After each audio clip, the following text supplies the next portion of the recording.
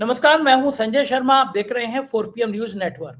राजीव नारायण जी की भविष्यवाणियों का इंतजार पूरी दुनिया करती है, आप भी कर रहे होंगे। आज के शो में जो उन्होंने धमाके किए हैं वो हिला देंगे। प्रियंका गांधी से लेकर मोदी तक और मोदी से लेकर ट्रंप तक बहुत सारी ऐसी बातें हैं जिनको आपको सुनना चाहिए। ज्यादा समय नहीं लूंगा, सीधा चलते हैं राजीव नारायण जी के पास। 4PM में बहुत बहुत स्वागत है आपका राजीव जी। बहुत दिनों से ड्यू चल रहा था, आपने कहा था कि आप प्रियंका गांधी का भविष्य देखकर बताएंगे। असम के चुनाव में प्रियंका गांधी के भाषण बहुत वायरल हुए और ये बात तो सब देखते हैं कि कांग्रेस में प्रियंका गांधी जितना फायर हैं या हाउस में जिस तरह वो बोलती हैं, मोदी जी को पसीना आता है। प्रियंका गांधी की राजनीति में शुरू से देख रहा हूं, उनमें एक लोगों को इंदिरा गांधी की छवि नजर आती है। सौम्य महिला है, वो व्यवहार की बहुत अच्छी हैं। तो प्रियंका गांधी बहुत ज्यादा कार्यकर्ताओं को भी अपनी तरफ अट्रैक्ट कर लेती है। तो मैं जानना चाहूंगा कि आप जरा मैंने आपसे पिछली बार कहा था कि आप प्रियंका गांधी की जन्म पत्री निकाल के रखिएगा, हम चर्चा करेंगे। तो आज दर्शक भी, देश के दर्शक भी, कई लोगों ने मुझे मेल किया है कि हम लोग राहुल जी की तो बात करते करते रहते हैं, लेकिन कांग्रेस में प्रियंका गांधी का भविष्य क्या है। और एक बार मुझे आपसे, आपने मुझसे कहा था, तब मुझे याद आया कि शास्त्रों में भी लिखा है कि जब अत्याचार बहुत बढ़ जाता है, जब बहुत बड़ा हो जाता है, जब राजा घमंड में आ जाता है, प्रजा को कुछ समझता नहीं है, तो किसी नारी का उदय होता है। वो माँ काली हो या कोई और हो, मैं प्रियंका जी की तुलना नहीं कर रहा किसी ईश्वर से, लेकिन जो वक्त है लोकतंत्र की, जब हत्या हो रही है, बोलने वाली आवाजों पर पाबंदी लगाई जा रही है, हमारे चैनल को, नेशनल चैनल को बंद किया गया और हाई कोर्ट में जो एफिडेविट दिया है सरकार ने, तो ऐसा लगता है कि मैं दाऊद इब्राहिम का से भी बड़ा अपराधी हूँ। मैं पहलगाम से लेकर कश्मीर से लेकर नक्सलाइट मूवमेंट जाने क्या क्या मैं ही ऑपरेट कर रहा हूँ। मुझे तो सुन के इतनी हंसी आई पढ़ के देखकर, मैंने कहा वाह, मुझे पता ही नहीं था कि मैं इतना बड़ा डॉन हूँ कि मैं पूरे देश को संचालित कर लेता हूँ। हमारे वकील हैं, उन्होंने कहा है कि साहब जितनी आपने मुझे को तारीफ में लिखा है, सब कुछ सबूत तो दे दीजिए। अगर पहलगाम में हमारे सवाल सिर्फ इतने थे कि आतंकी कैसे घुसे, देश के गृह मंत्री क्या कर रहे थे, सुरक्षा बल क्या कर रहे थे, मणिपुर का भी जिक्र कि मैं मणिपुर के हालात बिगाड़ रहा हूँ। अगर मेरे सवाल ये थे कि मणिपुर में महिलाओं को नग्न करके जुलूस निकाला जा रहा है और हमारे प्रधानमंत्री डर गए हैं, मणिपुर का मां नहीं बोलने पा रहे हैं, तो मैं 100 बार दाऊद इब्राहिम बनने को तैयार हूँ। अगर देश की महिलाओं के नग्न जुलूस निकाले जाएं, अगर भोले भाले आतंकियों को मार दिया जाए और मेरी जवान भी बंद रहे, मेरी चैनल की जवान बंद रहे, तो ऐसे चैनल को मैं बंद कर देना पसंद करता हूं। लेकिन डंके की चोट पे सरकार से कहना चाहता हूं कि जब तक मैं जिंदा हूं, जब तक जेल के बाहर हूं, ऐसे सवाल पूछूंगा।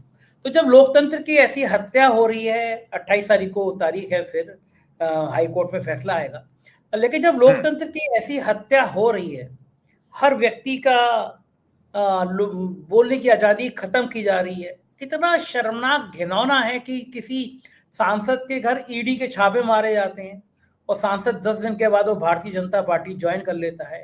राघव चड्ढा जैसे गिरे हुए इंसान अपना चरित्र दिखा देते हैं, उस पर भी हम आगे सवाल में चर्चा करेंगे। लेकिन मैं इन सबके बीच में, जो आपने मुझसे कहा कि किसी महिला नेता का उदय होगा, तो मैं जानना चाहता हूँ महिला कौन होगी। वो ममता बनर्जी होंगी, वो प्रियंका गांधी होंगी, मायावती तो बेचारी दोस्ती में मारी गई, मायावती की दोस्ती भारी पड़ गई, बीजेपी के संग दोस्ती भारी पड़ गई। तो एक दो महिलाओं के नाम कम से कम मुझे नजर आते हैं, एक ममता बनर्जी और एक प्रियंका गांधी। तो आज मैं जिक्र कर रहा हूं आपसे प्रियंका गांधी की जन्म पत्री पर। तो मैं जानना चाहता हूं आपका भविष्य, आपके ज्योतिष शास्त्र का भविष्य प्रियंका गांधी को लेकर क्या कहता है, क्या संभावना है प्रियंका गांधी की राजनीति की। बहुत अच्छी बात। देखिए संजय जी, दर्शकों को, शायद दर्शक वेट कर रहे हो, कुछ लोगों के कमेंट तो मैं पढ़ लेता हूं कि भाई राजीव जी, आपने 5 राज्यों के चुनाव के बारे में कुछ नहीं कहा है। और इस चुनाव के बारे में सबसे बड़ी बात यह है कि Priyanka first time, apart from, उन्होंने जैसे आपने बताया था उनकी लोकसभा में परफॉर्मेंस कितनी बेहतरीन रही है डिबेट में, कि वे इस बार तो अभी जो महिला आरक्षण बिल पर जो बहस हुई थी, तो उसमें अमित शाह ने भी प्रियंका की तारीफ करी है, अमित शाह ने भी। और उससे पहले लोकसभा में स्पीकर ओम बिरला भी बहुत तारीफ कर चुके हैं। तो इसके अंदर पहली बात मैं दर्शकों को बता देता हूं कि चुनाव की भविष्यवाणी जहां तक बात आती है तो मैं पहले ही बीजेपी की जन्म कुंडली और वर्षफल बता चुका हूं कि ये चुनाव में हेराफेरी करेंगे। ये उनके मूल स्वभाव में है, तो उसमें हम क्या बात करें। और जिसके पास प्रशासन है, आपने देखा ही है कि जिसके पास प्रशासनिक ताकत है तो वो कुछ भी कर सकता है, डीएम और एसपी लेवल पर मैनेज करके लोकल प्रशासन को। और जहां तक मेरी बात मैं आपको बता दूं, मैं तो प्रत्यक्ष गवाह हूं। मुझे स्वयं पिछले जो चीफ इलेक्शन कमिश्नर थे राजीव कुमार, उन्होंने खुद बताया था कि इलेक्शन के दौरान हम तो केवल रबड़ स्टैंप हैं, सारा का सारा चुनाव का प्रबंधन जो है होम मिनिस्ट्री करती है हमेशा, मतलब पूरे इलेक्शन कमीशन में। और आपने देखिए, एक और दर्शकों को जानकारी के लिए बता देता हूं, फिर मैं अपने विषय पर आऊंगा जो आपने प्रश्न पूछा है। राजीव कुमार जी से जब आपको याद होगा 11% गुजरात का पिछला जो चुनाव हुआ था उसमें लास्ट आवर में 11% वोटिंग बढ़ गई थी। तो कांग्रेस के एक बड़े नेता ने मुझे ये कहा फोन करके कि भाई राजीव कुमार आपसे के परिचित हैं, आप उससे बात करते हैं, आपसे सलाह लेते हैं, उनको समझाइए कि ये सब क्या कर रहे हैं। तो मैंने राजीव कुमार से बकायदा बात करी थी। तो मैंने राजीव कुमार से पूछा, मैंने कहा मैंने राजीव जी आप भी एक आईएएस हैं, एक आईएएस टीएन सेशन भी था, वो आज आप लोगों के लिए जो मापदंड और जो आपका गाइडलाइंस दे के गए चुनाव कंडक्ट कराने की, उसको आप क्यों नहीं फॉलो करते हो।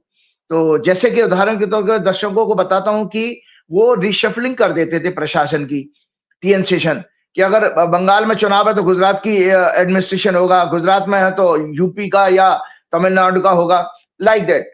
तो राजीव कुमार ने मुझे चौंकाने वाली बात की कि भैया देखिए ऐसा है कि वो जमाना अलग था और ये जमाना अलग है। अब तो आपको पता है कि ये लोग राजनीतिक रूप से गुंडे हैं। अब मुझे नहीं पता वो राजनीतिक गुंडे किसके लिए इस्तेमाल किया, ये राजीव कुमार जाने, और राजीव कुमार और इन्वेस्टिगेशन का विषय। लेकिन राजीव कुमार ने यह कहा था कि मैंने कहा पुलिस का प्रशासन का ट्रांसफर कर सकते हैं, चीफ सेक्रेटरी का, डीजीपी का, लेकिन वो तक उन्होंने नहीं कहा। और अभी क्या हम देख रहे हैं पश्चिम बंगाल के चुनाव में, वही चुनाव आयोग जो कि उनका एक चपरासी के समान ज्वाइंट सेक्रेटरी हुआ करता था, गुप्ता जी हैं हमारे यूपी में, कहते हैं गुप्ता जी, लाला जी जो इस समय चीफ इलेक्शन कमिश्नर हैं, पहले भी वाले भी लाला जी थे, वो अग्रवाल थे, वो भी यूपी के ही थे। ये तो हमारे आगरा के पड़ोस के हैं। तो अब इस व्यक्ति ने देखिए किस तरह सरेंडर किया, ये 2 कदम राजीव कुमार से भी आगे निकल गए कि किस तरह से 1000 से ज्यादा, कितना मैं अखबारों में जो पढ़ा है, कितने अफसरों को उन्होंने पश्चिम बंगाल में ट्रांसफर कर दिया। जैसे पश्चिम बंगाल कोई बांग्लादेश है या कोई म्यांमार है या दूसरा कोई देश है, भारत का हिस्सा ही नहीं है। मतलब आपने एंटायर ब्यूरोक्रेसी का ट्रांसफर कर दिया। लेकिन उसके बावजूद भी जनता जिस तरह सड़कों पर आई है, मैं बार बार आपके प्रोग्राम में कहता रहा हूं, 14 सितंबर के प्रोग्राम में मैंने पहली बार कहा था, जब ये बताया था कि भारत की 7 वर्ष की मंगल की चर्चा शुरू हो गई है, सड़कों पर लोग आएंगे। तो सड़कों पर आने का अर्थ दर्शकों 2 तरह से होता है, एक हम ज्यादा से ज्यादा नंबर में वोटिंग करें, या दूसरी तरफ हम सड़कों पर प्रदर्शन करें, आंदोलन करें। तो दोनों तरह की बातें मिक्स देखी जा रही है। लेकिन बंगाल का जो चुनाव है इतिहास बन गया है, जो अखबार में 90% से ज्यादा वोटिंग करके, इसमें इन्होंने जो षड्यंत्र किया उसको एक और दर्शकों की जानकारी के लिए बता दे तो, कभी मैंने योगेंद्र यादव जी को सुना था, वो ये कहते हैं कि भाई ये लोग कितनी भी हेराफेरी कर रहे हैं ईवीएम में या प्रशासनिक हेराफेरी, कितने लोगों से ये फर्जी वोट डलवा देंगे, कितने लोगों के वोट एडिशन कर देंगे, तो उसकी परसेंटेज वो रफली कोई 10% के आसपास बता रहे थे। तो योगेंद्र यादव जी का वो पुराना वीडियो जो हरियाणा के चुनाव के बाद आया था, को दर्शक देख सकते हैं, उन्होंने कहा था भाई इसको एक ही तरीका हो सकता है कि अगर पब्लिक ज्यादा से ज्यादा वोट करेगी तो ये 10% को नलीफाई, इसको जीरो कर सकती है। हो सकता है आने वाला समय, बाकी मैं ज्योतिष का आपको परिणाम तो बताने वाला हूं। तो हमारे लिए समस्या संजय जी ये होती है कि ना तो ममता बनर्जी की कोई ऑथेंटिक हॉरोस्कोप है, तो हम कैसे प्रेडिक्शन करें कांग्रेस की प्रेडिक्शन में, क्योंकि कांग्रेस का वहां पर कोई नेता है नहीं। अब अगर हम कांग्रेस आई की प्रेडिक्शन करते हैं तो पूरे देश के लिए है। राहुल गांधी और प्रियंका गांधी उसके नेता हैं, लीडर हैं, इंपॉर्टेंट लीडर हैं, लेकिन कोई पार्टी अध्यक्ष नहीं है। तो कुछ संकेत जो हमको मिलते हैं उनके आधार पर हम एक संकेत, एक ट्रेंड बता सकते हैं आपको। नंबर ऑफ सीट तो मैं पहले ही बता चुका हूं, नंबर ऑफ सीट प्रेडिक्शन करना ज्योतिष का काम नहीं है। उसके लिए ज्योतिषी अगर पूरी गणना की तरह काम करे कि सारे कैंडिडेट की हॉरोस्कोप हो, हर पार्टी दे, जैसे आप चुनावी सर्वे कराते हैं इस तरह से, तो वहां तो मैं नंबर ऑफ सीटें भी बता सकता हूं। तो संजय जी, जो मैंने आपको बताया, प्रियंका गांधी का 12 जनवरी का बर्थ है, 12 जनवरी 1972 का, और मैंने 11 जनवरी को उनके ऊपर एक प्रोग्राम किया था, क्योंकि उनका वर्षफल भी मैंने एनालाइज किया था। तो आज बात आपके क्वेश्चन की वहीं से शुरू करता हूं। ये प्रियंका गांधी की, दर्शकों जो आपके पास हॉरोस्कोप है, ये मैं आप लोगों को दिखा देता हूं। ये प्रियंका गांधी की बर्थ हॉरोस्कोप है। प्रियंका गांधी की बर्थ हॉरोस्कोप में 12 जनवरी 1972 का जन्म, बुधवार का, मिथुन लगन की कुंडली। उनके 7वें भाव में कितने अच्छे ग्रह हैं। बृहस्पति 7th लॉर्ड होकर के बैठे हैं, लग्नेश बुध भी वहीं बैठे हैं, सूर्य बैठे हैं। बहुत अच्छी सोल है सूर्य और बृहस्पति। बार बार आपके प्रोग्राम में कहता हूं मैं, ज्योतिष सिखाने के लिए, किसी की भी हॉरोस्कोप में दर्शकों, सूर्य आत्मा का कारक है, बृहस्पति गंगा जल है। अगर किसी व्यक्ति की हॉरोस्कोप में जुपिटर और सन इकट्ठे हैं तो ऐसा व्यक्ति निर्मल आत्मा का व्यक्ति होता है, मतलब गुड सोल होता है, बहुत अच्छा व्यक्ति होता है। ट्रांसपेरेंट होगा पूरा हृदय में, जो बाहर है वो ही अंदर होगा, कोई छल कपट नहीं होता है। 3 ग्रह वहां, चंद्रमा उनका जरूर नीच का है, लेकिन इसमें मंगल उनका 10th हाउस में चला गया, और साथ में राहु उनके 8th हाउस में, शनि इनके 2nd हाउस 12वें घर में है, केतु उनके 2nd हाउस में। तो ये दर्शकों को पता होगा कि 11 जनवरी 2026 को मैंने एक पूरा का पूरा प्रोग्राम किया था।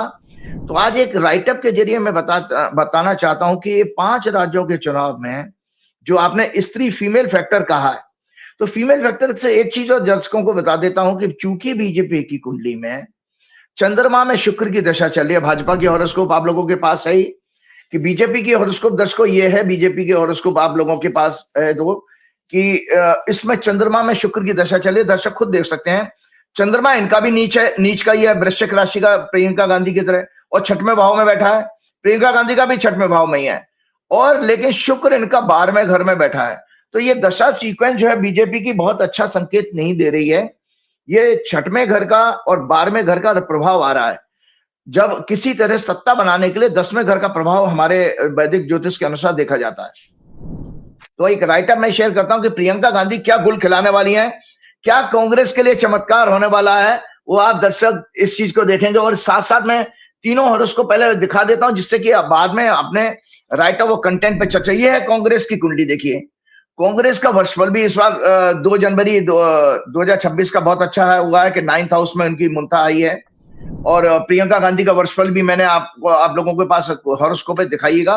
प्रियंका गांधी का वर्षफल भी बहुत एक्सीलेंट है। और कांग्रेस की जो 2 जनवरी 1978 की कुंडली है, और वर्तमान में इनकी दशा भी कांग्रेस की बहुत अच्छी चल रही है।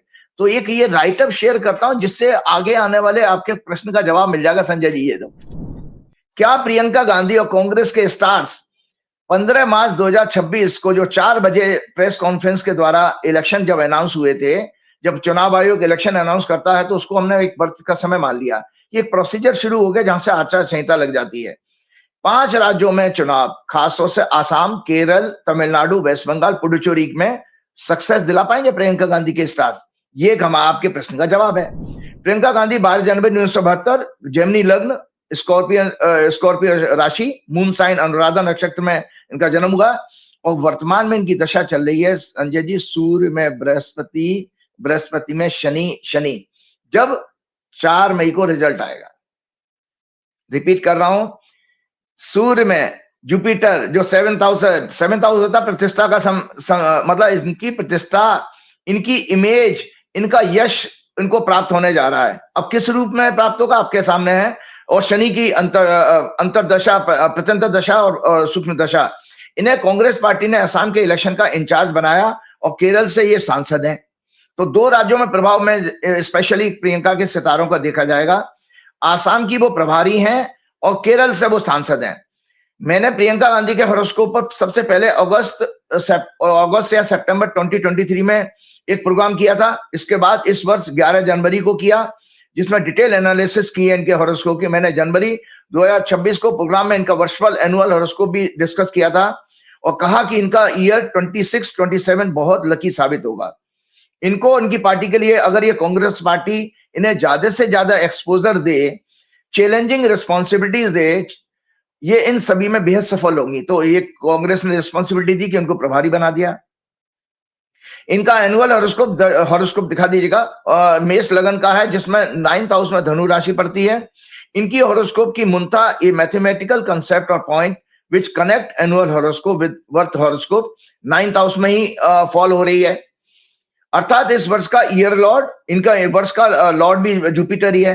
और मुंथेस दोनों ही जुपिटर हैं, बृहस्पति। इसके अतिरिक्त उनकी जन्म की दशा भी बृहस्पति की चल रही है, अंतर्दशा। ट्रांजिट में बृहस्पति मिथुन राशि में इनके लग्न में ही है आज गोचर में इस समय। इनके जन्म के बृहस्पति जो धनु राशि में उसे एक्टिवेट भी कर रहे हैं अपनी 7th एस्पेक्ट से। इनकी दशा भी बृहस्पति की चल रही है, महादशा सूर्य की 5 मार्च 2024 को 6 साल की शुरू हुई है।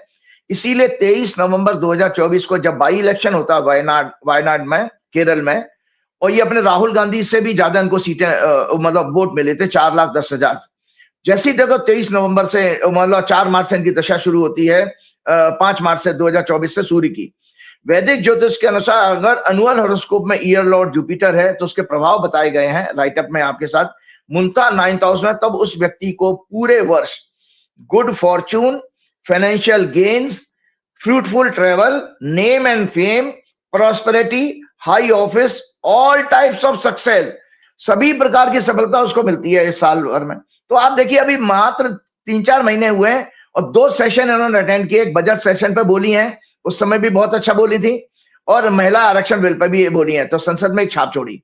इसलिए देशवासी देख रहे हैं कि पहले बजट सेशन में, फिर महिला रिजर्वेशन बिल पर पार्लियामेंट में डिस्कशन के समय इनकी परफॉर्मेंस एक्सीलेंट रही, जिसे पूरे देश ने, विशेष रूप से फीमेल्स ने बहुत पसंद किया। यहां तक कि अमित शाह और राजनाथ सिंह लोकसभा स्पीकर ने भी बहुत सराहा। इनके लिए स्ट्रॉन्ग और फेवरेबल स्टार्स का इनकी पार्टी को बहुत लाभ मिलेगा। कांग्रेस पार्टी को लाभ मिलने जा रहा है, जिससे विशेष रूप से आसाम, केरल इलेक्शन में पार्टी की परफॉर्मेंस बहुत अच्छी होगी। प्रियंका गांधी के सितारों के कारण, मैंने पहले ही बता दिया कि केरल से वो सांसद है, तो वो लिंक, और आसाम में, तो पिछले चुनाव से हम कंपेयर करेंगे तो कांग्रेस का बहुत अच्छा परफॉर्मेंस जाने वाला है। और मैं 5 राज्यों का जो चुनाव हुआ है, क्या नाम है, ये उस समय की हॉरोस्कोप मैंने बनाई है। 5 राज्यों का जब चुनाव अनाउंस हुआ था, ये उस समय की हॉरोस्कोप है। दर्शक देख ले, 15 मार्च 2026 की। और कांग्रेस की जो कुंडली मैंने दिखाई, फॉर्म्ड 2 जनवरी 1978, न्यू दिल्ली, मीन लग्न, कन्या राशि, शनि और शुक्र की दशा चल रही है। शुक्र इनका सूर्य के साथ 10वें घर में बैठा है, और 4 मई को एग्जैक्टली सूर्य का प्रत्यंतर दशा शुरू हो जाएगी। इनके वर्षफल में भी कांग्रेस के मुंता 9th हाउस में एक भाग्यशाली वर्षफल का संकेत दे रही है। सैटर्न बर्थ हॉरोस्कोप में 6th हाउस में विपरीत राजयोग, 12th लॉर्ड इन 6th हाउस बना रहा है। और शत्रुहंता का मीनिंग होता है विक्ट्री ओवर एनिमीज और एनी स्ट्रगल फाइट का योग बना रहा है। ट्रांजिट में सैटर्न इनके लग्न मीन राशि से गोचर कर रहे हैं, महादशा का स्वामी, और 2nd लॉर्ड 9th लॉर्ड मंगल के साथ राजयोग बना रहे हैं। इस समय मंगल भी शनि के साथ है। दशा सीक्वेंस शनि शुक्र 5-9 एक्सेस की, मतलब बेहद लकी दशा चल रही है शनि शुक्र कांग्रेस की। दोनों ग्रह परस्पर ग्रेट फ्रेंड भी हैं, अति मित्र हैं। अतः ऑस्पिशियस समय चल रहा है, मतलब बहुत शुभ समय है कांग्रेस का, अर्थात सफलता का संकेत मिल रहा है। खासतौर से डायरेक्शन की जब हम बात करते हैं संजय जी, तो साउथ डायरेक्शन इनके लिए बहुत ज्यादा अच्छा समाचार लेके आएगी, क्योंकि 10th हाउस से 4th, हमारे जैसे मैं दर्शकों को बताता हूं कि लग्न से पूरब, 4थे घर से 4th हाउस से आपका उत्तर, 7वें भाव से आपका पश्चिम, और 10वें भाव से दक्षिण देखा जाता है। तो साउथ डायरेक्शन कांग्रेस की कुंडली में बहुत मजबूत है। इसीलिए कांग्रेस का हमेशा से, आजादी के टाइम से, इंदिरा गांधी के पीरियड में भी, दक्षिण भारत का जो पार्ट है वो हमेशा कांग्रेस को सपोर्ट करता रहा है। अभी भी साउथ से इनको बहुत अच्छा समाचार मिल रहा है। और ईस्टर्न डायरेक्शन, जहां पर आसाम आता है, लास्ट परफॉर्मेंस से बेटर रिजल्ट का संकेत मिल रहा है। 5 मार्च 2026 को जो सिंह लगन की कुंडली बनी, उसमें 7th हाउस में राहु, मरकरी, मार्स बैठे हैं। शनि, चंद्रमा मकर राशि में, और बीजेपी की कुंडली के लिए 8वें घर में, और शनि उसका डिस्पोजिटर 6वें घर में चंद्रमा, और शनि उसका डिस्पोजिटर जो है आपके 8वें भाव में सूर्य और वीनस के साथ। तो मंगल जो है पीड़ित है, इसमें मंगल 9th हाउस का लॉर्ड होता है। तो संजय जी, इस चुनावों में जो हम वैदिक ज्योतिष के अनुसार कह रहे हैं, बाकी तो जमीनी राजनीति तो आप देख ही रहे हैं कि 9th हाउस कॉन्स्टिट्यूशनल इंस्टीट्यूशन का होता है, जिसमें इलेक्शन कमीशन आता है और सुप्रीम कोर्ट भी आता है। इन चुनावों में इलेक्शन कमीशन की भूमिका, समस्त इसकी मशीनरी और गवर्नमेंट सन को रिप्रेजेंट करता है।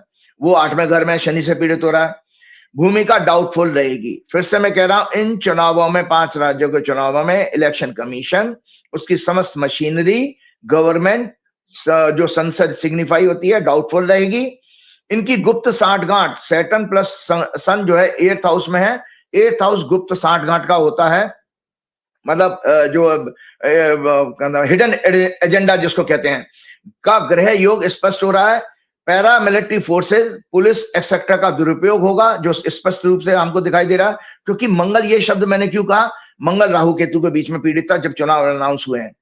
जनता की ओपिनियन में कॉन्फ्लिक्ट रहेगा, अर्थात सिलेक्टेड कैंडिडेट्स, जनता बहुत ज्यादा डिसाइसिव नहीं हो पाएगी जब इलेक्शन जिस समय अनाउंस हुआ है।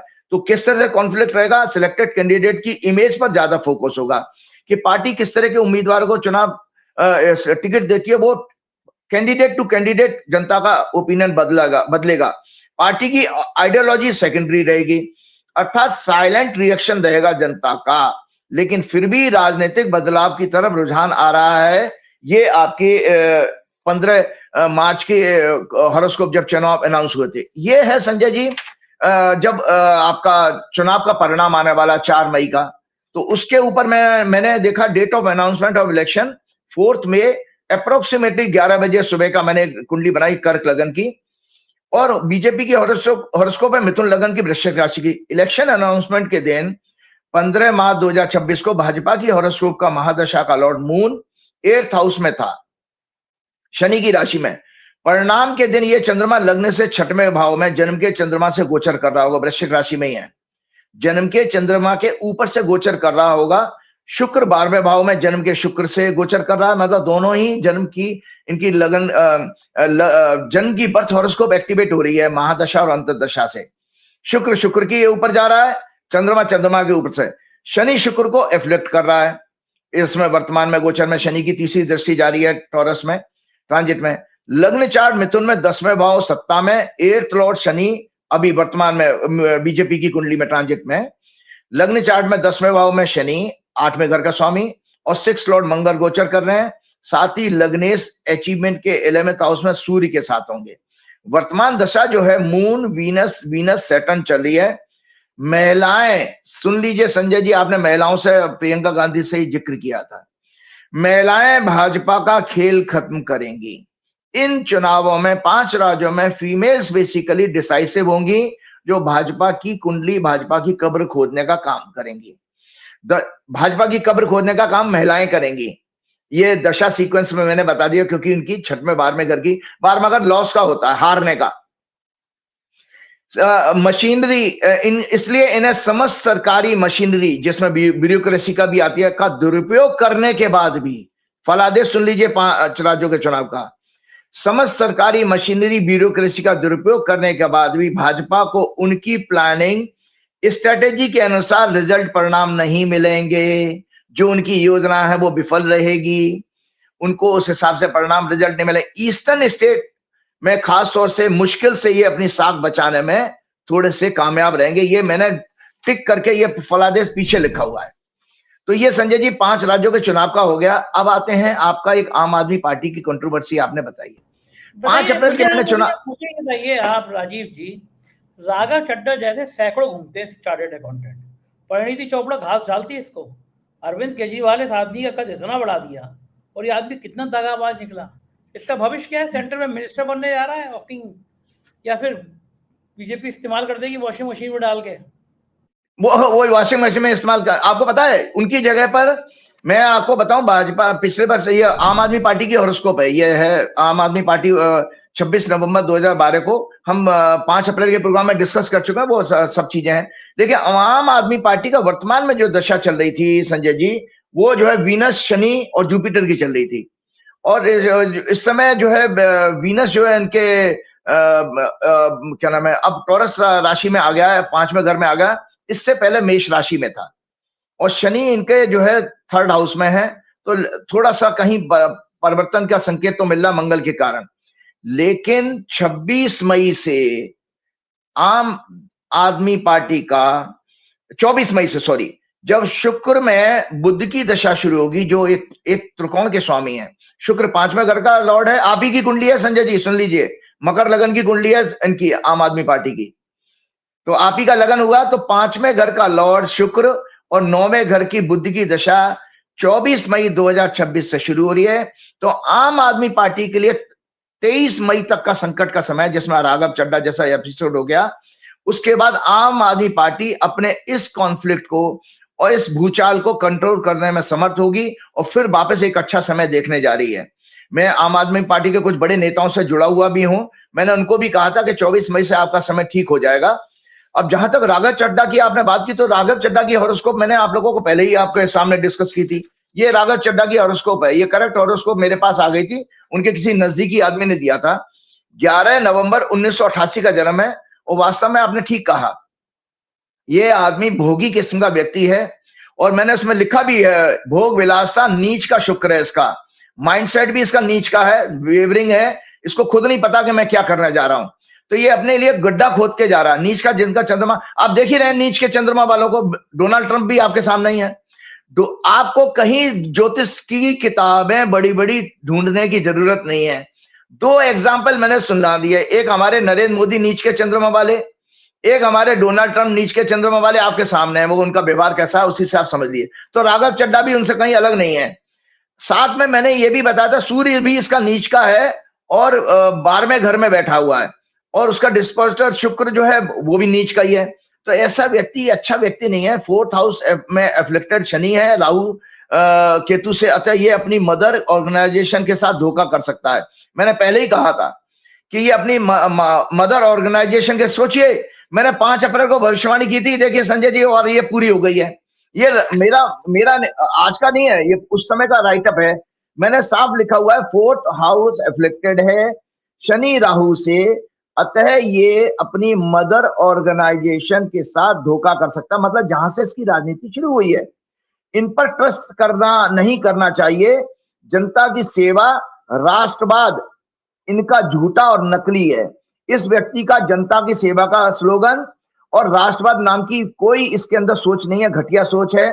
ये घटिया इंसान भी है क्योंकि सूर्य इसका जो है नीच का है और मंगल से पीड़ित हो रहा, क्रूर किस्म का है। शनि और मंगल द्वारा शुक्र जो कि चंद्र कुंडली का 7th लॉर्ड 12th लॉर्ड भी है, पीड़ित होना।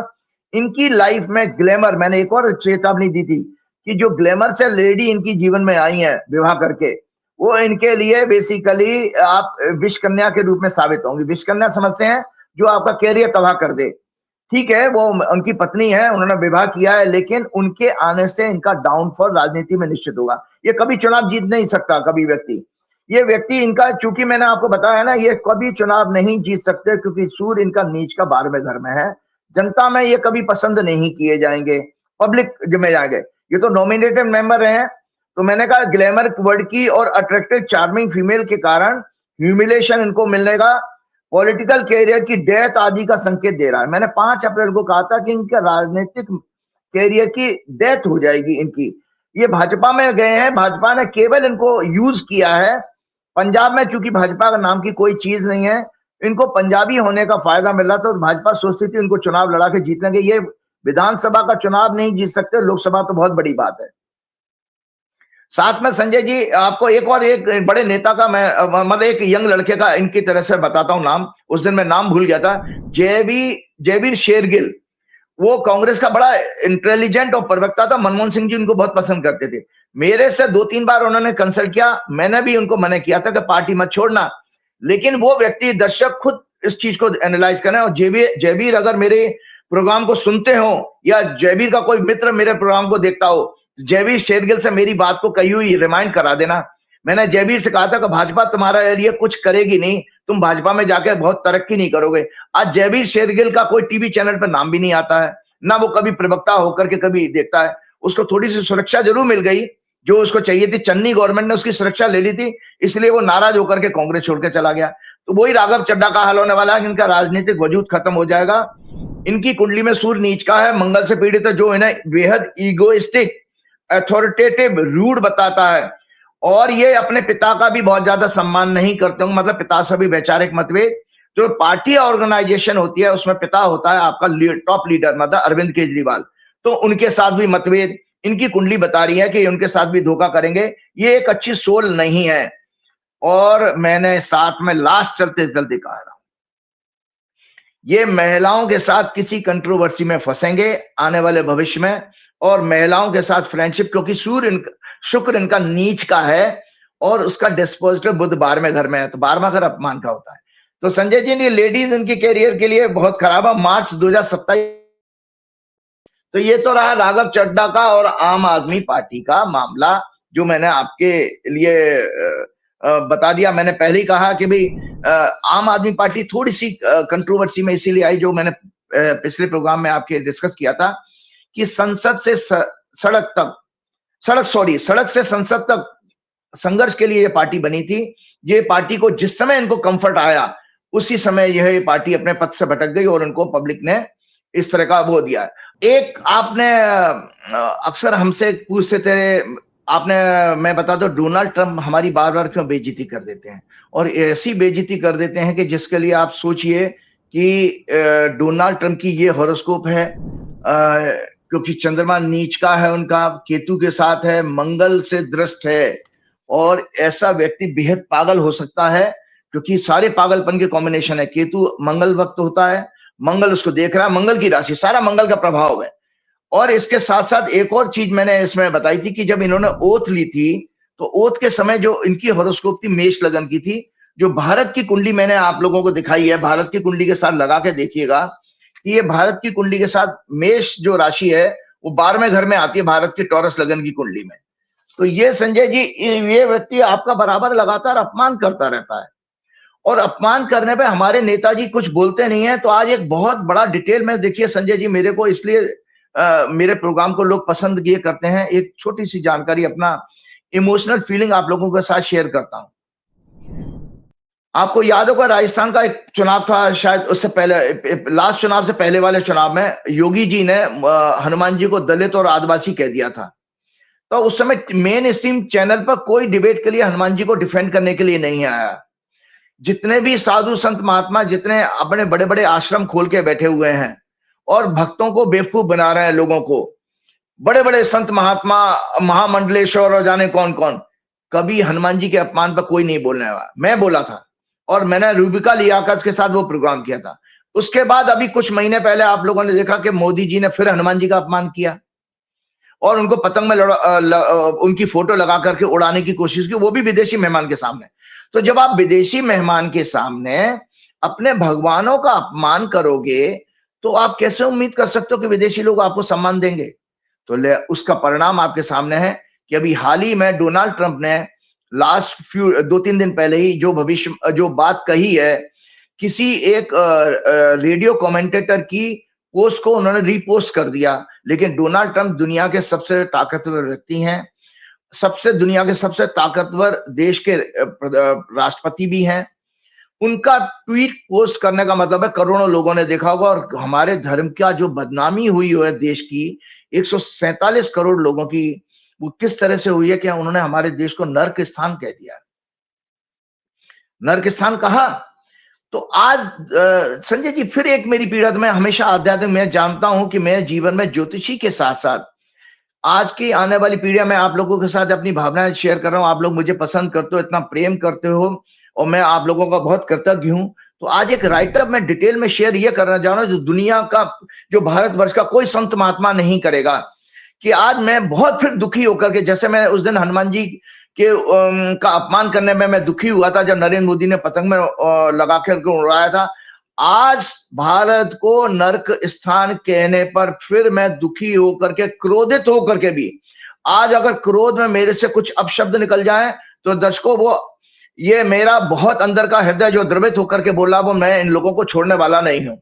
और मैंने आप लोगों के सामने संकल्प लेता हूं कि पूरे देश में मैं भ्रमण करूंगा, जगह जगह हर गांव देहात में जाऊंगा और आरएसएस, विश्व हिंदू परिषद और भाजपा, इनके पाखंड, हिंदुत्व के पाखंड को, सनातन धर्म को के पाखंड को जरूर एक्सपोज करूंगा।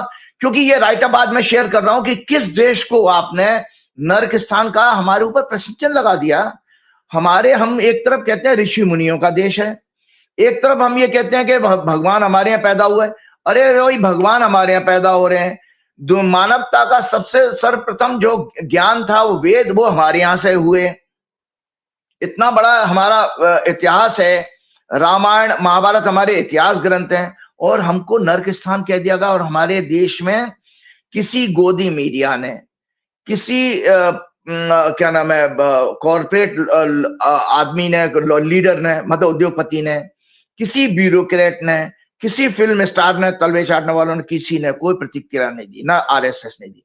तो ये राइट अप है। मैं आज पहले आपको ये बताऊंगा, उसके साथ ही मेरा प्रोग्राम का ये 10 मिनट 15 मिनट का जो मेरा राइट अप है, ये एक डिटेल में है और हमेशा हमेशा के लिए आपके पास रिकॉर्ड जाएगा। इसको लोग आर्टिकल लिखें पेपर में, न्यूज़पेपर में लिखें और डोनाल्ड ट्रंप को जबरदस्त गरियाएं, इसको देशी भाषा में कहते हैं, इसको अब्यूज करना चाहिए उस पागल आदमी को कि उसने हमारे देश को नर्क क्यों कहा। और हमें अब्यूज करना चाहिए नरेंद्र मोदी को भी, गालियां नरेंद्र मोदी को भी देनी चाहिए, नरेंद्र मोदी के पुतले जलाए जाने चाहिए और मोहन भागवत के पुतले जलाए जाने चाहिए, विश्व हिंदू परिषद के पुतले जलाए जाना चाहिए, क्योंकि ये इन्होंने भारत को नर्क, ये कैसे आनंद स्वीकार कर लिया और ये बोलते क्यों नहीं है। यूएसए, डोनाल्ड ट्रंप और उनके एडमिनिस्ट्रेशन के द्वारा सरेंडर गोदी नेता भारत के 147 करोड़ नागरिक सनातन धर्म संस्कृति, हमारे वेद सहित सभी धर्म शास्त्रों, उपनिषद, गीता, रामायण, पुराण, महाभारत आदि, शंकराचार्य, जैन धर्म हमारे यहां से हुआ, सिख धर्म हमारे यहां हुआ, आदि को मानने वाले लोगों का 20 जनवरी 2025 को सेकेंड टाइम ओथ लेने के बाद लगातार ये डोनाल्ड ट्रंप और उसका प्रशासन हमारा अपमान करता आ रहा है। लेकिन सनातन धर्म संस्कृति के पाखंड का चोला ओढ़े आरएसएस, बीएचपी, बजरंग दल जो मवालियों का दल है, मोदी, शाह, योगी, भाजपा के सभी नेता, बड़े बड़े आश्रम चलाने वाले और भक्तों को मूर्ख बनाने वाले महामंडलेश्वर, साधु, संत, महात्मा, देशद्रोही गोदी मीडिया, कॉर्पोरेट्स, तलवे चाटने वाले film actors, retired and serving bureaucrats, people related with judiciary, जो रिटायर्ड जज भी बहुत सारे अपने दारू पी करके रात को कमेंट करते रहते हैं ना, सभी की जबान जैसे कट गई हो, मौन व्रत धारण किए हुए हैं। ट्रंप सहित वेस्टर्न लीडर्स उनकी मीडिया को कड़े शब्दों में रिएक्शन प्रतिक्रिया देने में, एक भी इनमें से नपुंसक, ताली थाली बजाने वाला, भांडों की तरह व्यवहार करने वाले जो व्यस्त हैं और अपने आप को असमर्थ महसूस कर रहे हैं क्योंकि आपने प्रतिक्रिया नहीं दी। तो दर्शकों, आज मैं अपने देश, अपने सनातन धर्म संस्कृति की एक छोटी सी व्याख्या मैंने मेहनत करके, जो मेरा रिसर्च है, क्योंकि मैंने वेदों का अध्ययन भी किया है, मैंने कर्म कांड के 2 साल के आचार का भी परीक्षा पास की है, तो इसलिए मेरे पास ये छोटा सा ज्ञान था जो मैं आपको शेयर कर रहा हूं। और ये हमेशा लिए आपके पास एक नोट्स के रूप में रहना चाहिए कि जिससे घर घर में एक एक बच्चे को, जैन जी को अपने धर्म संस्कृति, भारतीय संस्कृति, सनातन संस्कृति का एक संक्षिप्त, एक समराइज फॉर्म में आपको आर्टिकल मतलब नोट्स मिले। ये मैं आज आपके साथ शेयर कर रहा हूं। सनातन धर्म के शास्त्रों के अनुसार भारत, जिसका शाब्दिक अर्थ है भा प्लस रथ, भा कहते हैं, भा का अर्थ है ज्ञान और रथ का अर्थ होता है लगा हुआ अर्थात भारत शब्द का अर्थ है ज्ञान में निरंतर लगा हुआ। और भा सूर्य का पर्यायवाची भी है, मतलब भा सूर्य के लिए भी कहा जाता है, भानु है ना शब्द की भूमि है। भारतवर्ष एक जम्बूद्वीप का एक प्रमुख भाग है, को अत्यंत पवित्र हमारे शास्त्रों में कहा गया है, अत्यंत पवित्र, विशेष और महत्वपूर्ण स्थान दिया गया है। इसे केवल एक भौगोलिक क्षेत्र नहीं बल्कि धार्मिक और सामाजिक रूप से अनुपम माना गया है। प्राचीन शास्त्रों के अनुसार समस्त पृथ्वी को 7 द्वीपों में, सप्तद्वीप में विभाजित किया गया, जिसमें जम्बूद्वीप सबसे महत्वपूर्ण है। भारतवर्ष जम्बूद्वीप का दक्षिण भाग है, जिसका उत्तर में हमारे हिमालय है। इसका नाम भारत चक्रवर्ती सम्राट राजा भरत के नाम पर पड़ा था, जो ऋषभ देव के पुत्र थे।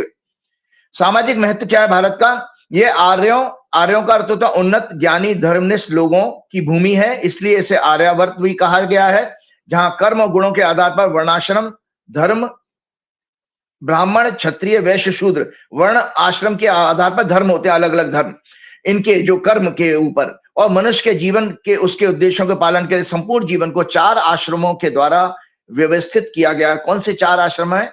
ब्रह्मचर्य, गृहस्थ, वानप्रस्थ और संन्यास। 100 साल की जीवन को 25-25 साल में कैटेगराइज किया गया। यहाँ परिवार, गुरु शिष्य परंपरा का यज्ञ संस्कार, 16 संस्कार, संगीत, नृत्य, आयुर्वेद, ज्योतिष, षड दर्शन, जिसमें न्याय दर्शन भी एक है, आदि विकसित हुए हैं इसी देश में।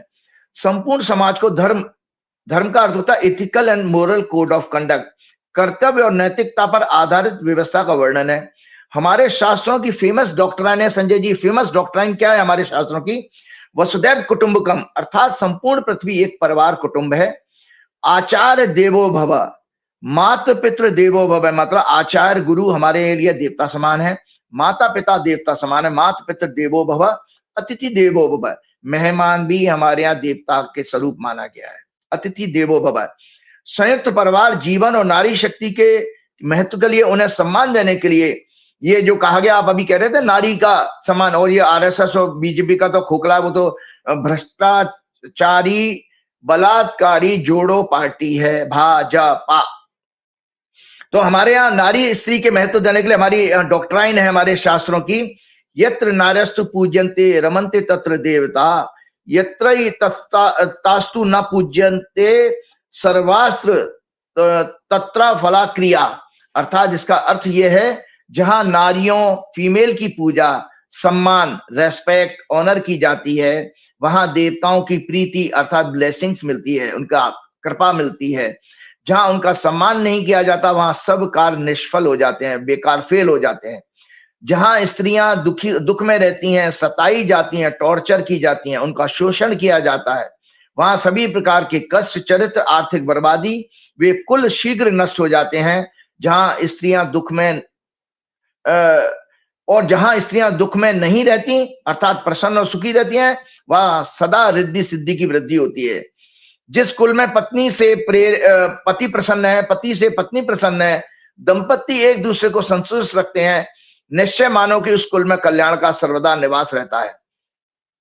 सनातन धर्म संस्कृति में समाज का नेतृत्व करने के लिए, देश और विश्व की सभी मानव और अन्य जीवों की सुरक्षा कल्याण की भावना मजबूत करने के लिए ब्रह्मचर्य पर, इसका ब्रह्मचर्य का वास्तविक अर्थ माना गया, व्यापक अर्थ है सेक्स या अन्य प्लेजर को अवॉइड करना नहीं है ब्रह्मचर्य का मतलब, बल्कि अपनी शारीरिक और मानसिक आध्यात्मिक ऊर्जा, राइट यूज ऑफ एनर्जी का उपयोग है, आत्मनियंत्रण और स्पिरिचुअल लिविंग है।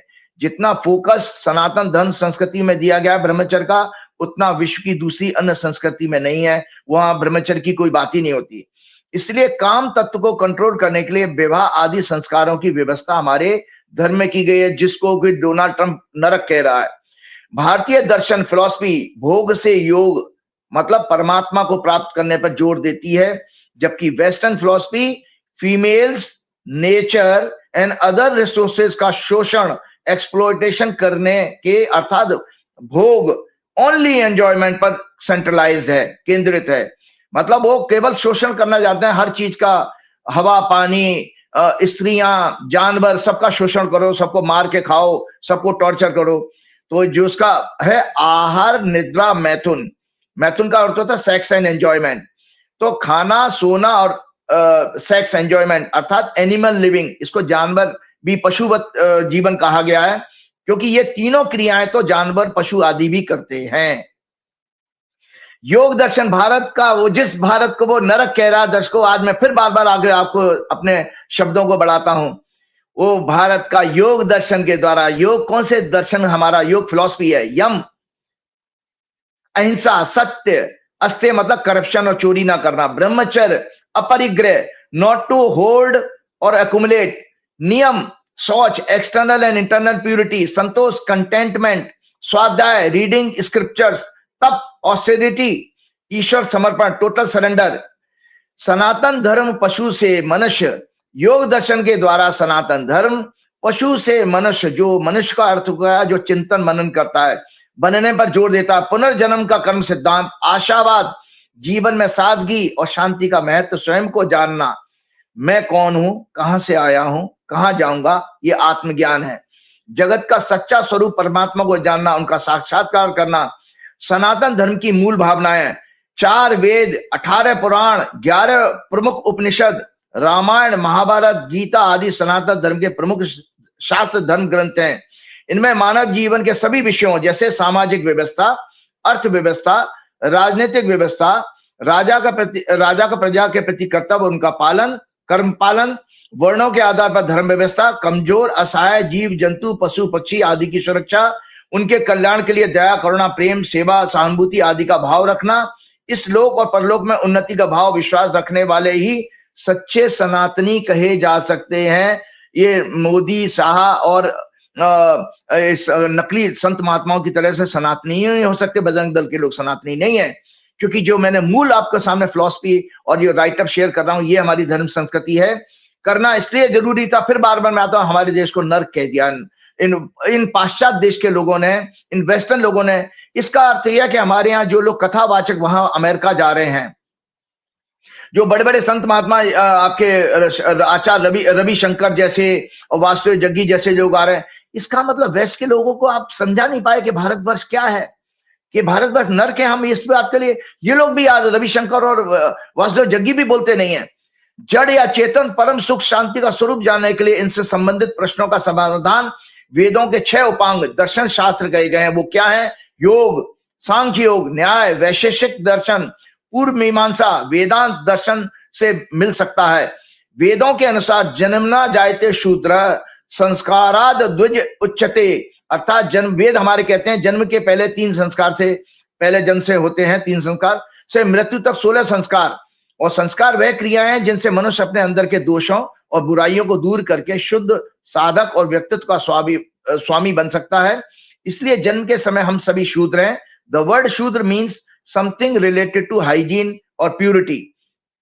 शूद्र का मत जाति नहीं है। मतलब मैं दोबारा रिपीट कर रहा हूं, शूद्र का अर्थ कहा गया शास्त्रों में, द वर्ड शूद्र means something related to hygiene purity. शुच धातु से बना है ये, शुच मतलब शुद्धता। हो तो संस्कारों की क्रियाओं के पालन के बाद ही हमारा दूसरा जन्म सिविलाइज होता है। धर्म के पालन से चित्त, मन, बुद्धि, अहंकार की शुद्धि होती है। बिना चित्त की शुद्धि के ईश्वर को समझना, उन्हें पाने के सभी प्रयास, कर्म, मंदिर जाना, कर्मकांड, तीर्थ यात्रा करना, भक्ति, ज्ञान, ध्यान आदि सार्थक नहीं हो सकते अगर आपका चित्त शुद्ध नहीं है। अस्तो, वेद कहते हैं अस्तो मां सदगमय, तमसो मां ज्योतिर्गमय, मृत्युर्मां अमृतम गमयति। शतपथ ब्राह्मण का ये श्लोक है। ऋषि परमात्मा से प्रार्थना करते हैं, हे प्रभु आप हमें असत्य, असत्य क्या है जो हम समाज में लगातार देख रहे हैं, गोदी media, falsehood, propaganda, fake news, fake narrative, ये असत्य है।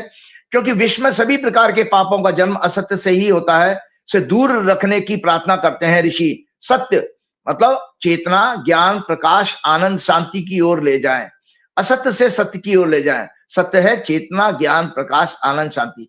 अविद्या, इग्नोरेंस अर्थात अज्ञानता रूपी अंधकार से विद्या रूपी प्रकाश की ओर ले जाएं। मृत्यु अर्थात अनेक प्रकार के सांसारिक दुखों, धन, बीमारी आदि से दूर मोक्ष के आनंद रूपी अमृत को प्रदान करें। कर्म भूमि होने के कारण यहाँ जन्म लेने वाले लोगों को सामाजिक उत्तरदायित्व, स्वधर्म पालन, समाज सेवा, राष्ट्रभक्ति का विशेष महत्व समझा गया। संजय जी, इसका धार्मिक महत्व क्या है भारत भूमि का? इन पागल डोनाल्ड ट्रंप को, वेस्टर्न वर्ल्ड के लोगों को हमारे साधु संत कोई क्यों नहीं बोलते हैं? क्यों गोदी मीडिया इसके ऊपर प्रोग्राम नहीं करता है? बहुत दुख की, बहुत अपमान की बात है। धार्मिक महत्व क्या है भारत भूमि का?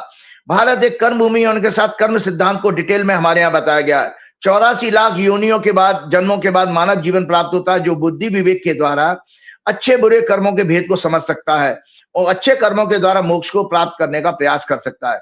भारत ऋषि, देखिए पूरा विश्व सुन ले मेरी बात को, डोनाल्ड ट्रंप भी मेरी बात को सुन ले, नेतन्याहू भी मेरी बात को सुन ले, पुतिन भी सुन ले, जीपिंग भी सुन ले। भारत ऋषि मुनियों का देश है। विश्व का मानव सभ्यता का सर्वप्रथम ज्ञान ब्रह्मा जी द्वारा 4 ऋषियों, अग्नि को ऋग्वेद, वायु को यजुर्वेद, आदित्य ऋषि को सामवेद, अथर्ववेद अंगिरा ऋषि को प्राप्त हुआ। सृष्टि के आरंभ में उनकी ध्यान अवस्था में दिया गया, ड्यूरिंग मेडिटेशन स्टेट, जिसे वेद के नाम से जाना गया। और यहाँ भगवान विष्णु के 9 अवतार हुए हैं। आपके भगवान यहाँ पैदा हो रहे हैं और नरक हो गया? भगवान नरक में जन्म ले सकते हैं? अरे आप चिंतन करिए, क्या भगवान नरक में जन्म ले सकते हैं? यहाँ भगवान विष्णु के 9 अवतार, राम, कृष्ण आदि अब तक जन्म ले चुके हैं। भविष्य पुराण के अनुसार कलयुग के अंत में कल्कि का अवतार होगा, जो ज्ञान के द्वारा अधर्म का नाश करके धर्म की पुनर्स्थापना करेंगे। यहाँ गंगा, यमुना, गोदावरी, भारत भूमि में कावेरी आदि पवित्र नदियां बहती हैं। हिमालय, बद्रीनाथ, केदारनाथ, काशी, अयोध्या, मथुरा, वृंदावन, रामेश्वरम आदि अनेक तीर्थ हैं, जिनका स्नान, दर्शन मात्र से हमें अपने पापों, दुखों को दूर करने की आध्यात्मिक शक्ति प्राप्त होती है। आप मेरा क्रोध, अब मेरा जो इन वर्ड्स में निकलेगा, क्योंकि ये मैंने पहले तो आपको संक्षिप्त रूप में अपने भारतवर्ष के दर्शन कराए हैं, ज्ञान की कि कितना महान देश है हमारा। ये सोचिए, देवता भी यहाँ पे जन्म लेने के लिए तरसते हैं, ऐसा हमारे शास्त्रों में लिखा है। और जिस देश को, उस देश को नरक कह दिया गया, हमारा देश अभी तक खामोश है। कोई प्रोग्राम नहीं हो रहा। मैं अगर नरेंद्र मोदी की जगह होता तो क्या करता, तो सुन लीजिए मैं क्या करता। डोनाल्ड ट्रंप यूएसए इस एडमिनिस्ट्रेशन द्वारा 24 अप्रैल 2026 को एक रेडियो होस्ट माइकल सवेज की कमेंट्री को सोशल मीडिया ट्रुथ सोशल पर री शेयर किया गया। A baby here becomes an instant citizen and then they bring the entire family in from China or India or some other hellhole नरक on the earth। उसने China और India को hellhole कहा। उसने हमारे भारतीय इमिग्रेंट्स को गैंगस्टर्स विद लैपटॉप कहा। मतलब he said these people take jobs from Americans and strain the system। विश्व का सबसे बड़ा पागल, mentally sick and unfit for any powerful administration position व्यक्ति, जिसके बारे में मैं विश्व का एकमात्र एस्ट्रोलॉजर हूं, मैं विश्व का अकेला ज्योतिषी हूं हनुमान जी के आशीर्वाद से, जिसने उसकी ओथ के समय, सेकेंड टाइम ओथ के समय जब फॉर्म हुई प्लेनेटरी पोजीशन अलाइनमेंट्स के बेस पर जो हॉरोस्कोप बनी थी, उसको एनालाइज करते हुए समय समय पर 26 जनवरी के प्रोग्राम में, उससे सबसे पहले, उसके बाद पूरे वर्ष में कई प्रोग्राम में मैंने पहले ही प्रेडिक्ट कर चुका हूं कि डोनाल्ड ट्रंप, उनका एडमिनिस्ट्रेशन अपने पूरे टेन्योर में भारत का और 147 करोड़ देशवासियों का लगातार अपमान करता रहेगा। और आप ये देखिए, और इसके बाद में भी हम लोग बिल्कुल कैसे अपमान किया, ये दर्शकों ये भी राइट अप पुराना जरूर में शेयर कीजिएगा कि अभी तो नर्किस्तान का, उससे पहले डोनाल्ड ट्रंप द्वारा जो लगातार नरेंद्र मोदी को अपनी ओथ में ना इनवाइट करना, भारत के नागरिकों को, छात्रों, युवाओं को बेड़ियों हथकड़ियों में बांधकर मिलिट्री प्लेन से एक अपराधी की तरह भेजना, और उस पे मोदी, शाह, आरएसएस, योगी, टोटल ब्यूरोक्रेसी, गोदी मीडिया साइलेंस रही। ऑपरेशन सिंदूर के समय इंडिया पाकिस्तान मिलिट्री कॉन्फ्लिक्ट को उसने रुकवाया, 100 बार से ज्यादा वो इस बात को कह चुका है।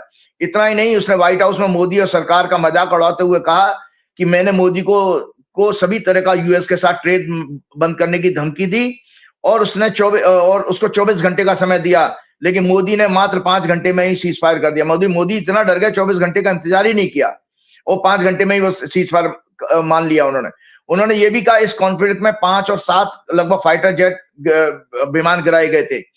ट्रंप के एक ट्रेड एडवाइजर ने नरेंद्र मोदी पर गंभीर आरोप लगाते हुए क्या रशिया से क्रूड ऑयल परचेज करके नरेंद्र मोदी इस रशिया यूक्रेन वार को फंड कर रहे हैं। उन्होंने उसे मोदी इस बार कहा, इंडिया पर टैरिफ लगाया जो कभी 0% हुआ करता था, रशिया से ऑयल परचेज बंद कर दिया।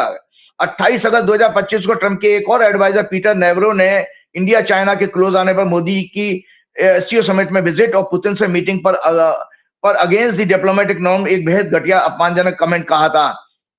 India you are getting in bed with them, अर्थात चाइना, उस चाइना और रशिया के साथ आप सोने जा रहे हो जिस चाइना ने आपके अक्साई चीन सहित तुम्हारी सीमा पर कई क्षेत्रों पर कब्जा कर लिया। तुम इन दोनों तानाशाहों के सामने दंडवत होकर के लेट रहने जा रहे हो। इससे भी ज्यादा मोदी और उनकी सरकार के लिए बेहद अपमानजनक स्थिति पैदा करते हुए 21 नवंबर 2025 को latest US China economic and security review commission की एक रिपोर्ट 2025 में एनुअल रिपोर्ट सबमिट की गई, जिसमें कहा गया कि मई 2025 को 4 डे का मिलिट्री कॉन्फ्लिक्ट इंडिया पाकिस्तान के बीच में पाकिस्तान को मिलिट्री सक्सेस मिली, अर्थात इंडिया 4 दिन की लड़ाई हार गया था, और चाइना ने पाकिस्तान को इस कॉन्फ्लिक्ट में real time intelligence military equipment supply किए और आर्म्स सप्लाई की। उस चाइना के साथ हमने बीजिंग की अभी हवाई यात्रा भी शुरू कर दी है।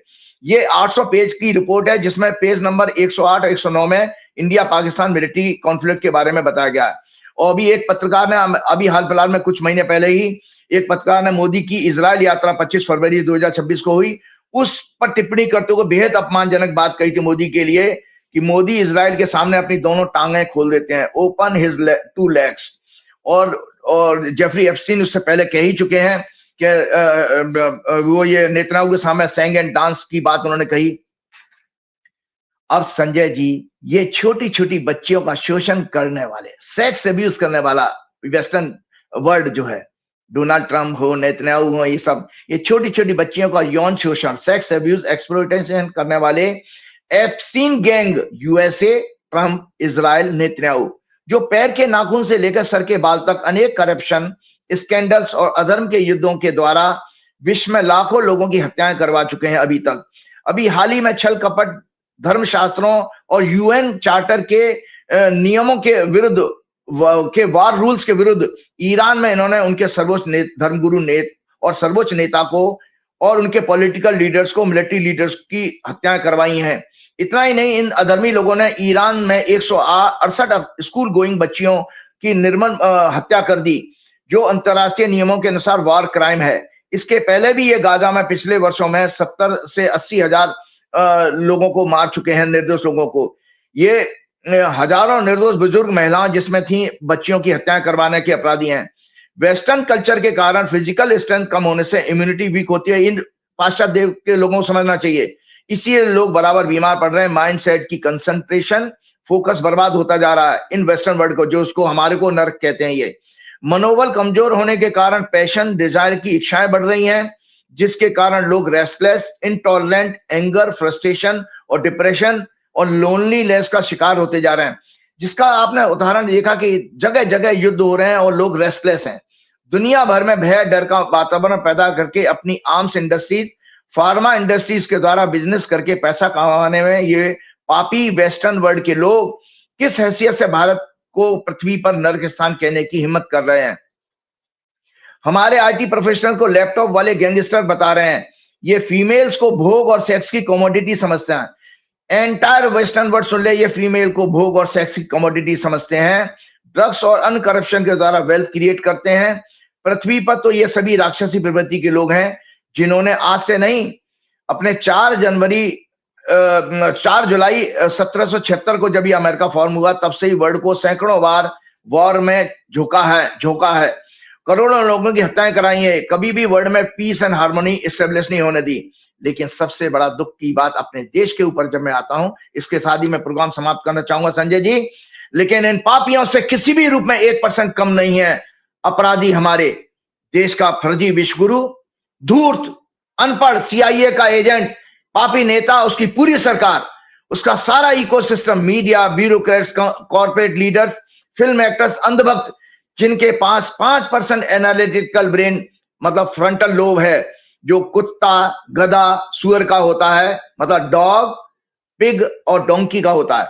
RSS, VHP, इनके सभी संगठन जिन्होंने एक बार भी ट्रंप को कड़े शब्दों में भारत के सनातन धर्म संस्कृति के अपमान, देशवासियों को एक तरह से नर्क का या नाली का कीड़ा जैसा घटिया शब्द, सोच यही बन गई ना, नर्क का कीड़ा कह दो, नाली का कीड़ा कह दो, जैसी घटिया स्टेटमेंट की निंदा तक नहीं की इन लोगों ने। ऐसे देश में अगर मैं प्रधानमंत्री होता संजय जी, तो तुरंत अमेरिका के एम्बेसडर को बुलाकर कड़े शब्दों में अपनी नाराजगी जाहिर करता, उनसे सभी सामाजिक, आर्थिक, आध्यात्मिक संबंधों को तोड़ने की धमकी देता। इनमें यूएसए में रह रहे इतने ही जिम्मेदार पापी वो भी लोग भी हैं जो यूएसए में रह रहे NRI हैं। इनमें यूएसए में रह रहे सभी भारत के NRI भी इतने ही अपराधी हैं, जिन्होंने वहां विरोध प्रदर्शन करके अपने धर्म संस्कृति के अपमान पर नाराजगी व्यक्त नहीं की। ये सब ताली थाली बजाने वाले अंधभक्त, नपुंसक और 5% ब्रेन वाले कुत्ता, गधा, सुअर वाले हैं, जानवरों का व्यवहार करने वाले जैसे लोग हैं। भारत के सबसे मनहूस पनौती नेता के रोड शो, कल्चरल प्रोग्राम को, उसकी ब्रांडिंग को, उसके प्रोपेगेंडा को ये NRI प्रचारित करने में 2010 से व्यक्त हैं। इनकी नैतिकता, आत्मा, जमीर सभी मर चुका है, इसलिए ये किसी भी अन्याय या अपमान के प्रति बोलने का साहस नहीं जुटा पाते हैं। इसलिए परमात्मा ने इन सभी की स्थिति ठीक है पुरानी कहावत के अनुसार बना दी है। वो कहावत है, धोबी का कुत्ता, ना घर का ना घाट का। इन NRI की हालत हो चुकी है, धोबी का कुत्ता, ना घर का ना घाट का। उसका आगे परिणाम बताता हूं। ना ये ट्रंप का विरोध कर पा रहे हैं, ना मोदी की साइलेंस, मोदी, RSS, VHP की साइलेंस की आलोचना कर पा रहे हैं। परिणाम इन्होंने क्या देखा है वो सुन लीजिए, उसके साथ प्रोग्राम समाप्त करेंगे। टाइम्स ऑफ इंडिया 23 अप्रैल 2026 की एक रिपोर्ट है, 40% Indian American considered leaving US। फिर से सुन लीजिए, 40% Indian American considered leaving US। ये सर्वे, ये लोग आफ्टर इंडिपेंडेंस से ही RSS को फंड करते आ रहे हैं। भारत से जाने वाले अनेक संत महात्माओं, कथावाचकों की झोलियां करोड़ों रुपए से भर रहे हैं। आपके संत महात्मा, मुझे कई कथावाचकों ने, आपकी साध्वी ऋतंबरा वगैरह सब वहीं अमेरिका से डॉलर बटोर के लाती हैं, और आज आपने भारत को नरक के स्थान कहलवा रही हैं। ये संत महात्मा, कथावाचकों की झोलियां करोड़ों रुपए से भरते आ रहे हैं ये NRI। लेकिन ये सब अब निराश, होपलेस हैं कि कैसे RSS, मोदी, शाह, योगी, पूरी BJP ईसाइयों और यहूदियों की गुलाम बन गई है और अपनी सनातन संस्कृति की पहचान को खत्म कर चुके हैं ये लोग, क्योंकि आपके देश को नर्क स्थान बोल दिया गया। शर्म आनी चाहिए। हे ईश्वर, मुझे शक्ति दो कि मैं अपने देशवासियों की जगी हुई सोई हुई आत्मा को जगा पाऊं। हनुमान से पुनः प्रार्थना करते हुए, श्री गुरु चरण सरोज रज निज मन मुकुर सुधार, वरनौ रघुवर विमल जसु जो दायक फलचार, बुद्धिहीन तनु जान के सुमरो पवन कुमार, बल बुद्धि विद्या देव मोह हरौ कलेश विकार। जय श्री राम, जय हनुमान। बहुत बहुत शुक्रिया राजीव जी। ये थे राजीव नारायण जी। पूरी बातचीत आपने सुनी। कितने कॉन्फिडेंस के संग ये ट्रंप को घर आते हैं, सुनकर शायद हमारे विश्व गुरु को समझ में आए। 4 PM के लिए ये कठिनाई का वक्त है। सरकार पीछे पड़ी हुई है, इस तरह का एफिडेविट दे रही है। मान लो हमने मणिपुर में नग्न महिलाओं के जो जुलूस निकल रहे थे उनके खिलाफ बोलकर उनके दर्द को साझा कर लिया तो गुनाह कर दिया। पहलगांव में आतंकी कहां से आ गए ये पूछ लिया तो गुनाह कर दिया। लेकिन हम डरेंगे नहीं, सच बोलते रहेंगे। आप हमारे साथ हैं। मैं आपसे एक छोटी सी मदद चाहता हूं कि इस दौर में तनाव बहुत है जिंदगी में, तो एक कुछ मस्ती का वीडियो भी होना चाहिए। जिंदगी में मेरी इतनी परेशानियां सरकार देती है तो मेरे को मस्ती जिंदा रखता हूं और रखना भी चाहिए। तो ये जो आप बराबर में एक लोगो देख रहे हैं, ये मेरी ब्लॉगिंग का लोगो है, जस्ट संजय। मैं आपसे इतनी मदद चाहता हूं कि YouTube में जाइए, जस्ट संजय डालिए, इसको सब्सक्राइब करिए और नीचे कमेंट करिए कि आपने ये चैनल सब्सक्राइब कर लिया है। बहुत बहुत शुक्रिया, थैंक यू।